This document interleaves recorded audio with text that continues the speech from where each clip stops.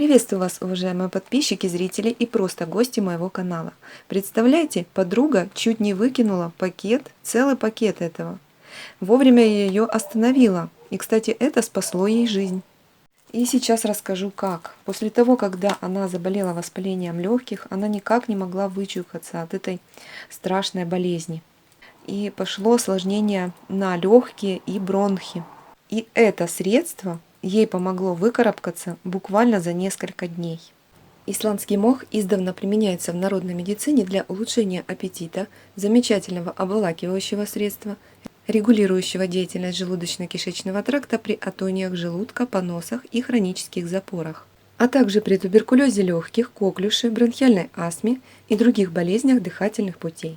В виде обмываний и примочек отвар мха используют при гнойных ранах, язвах, фурункулах и ожогах.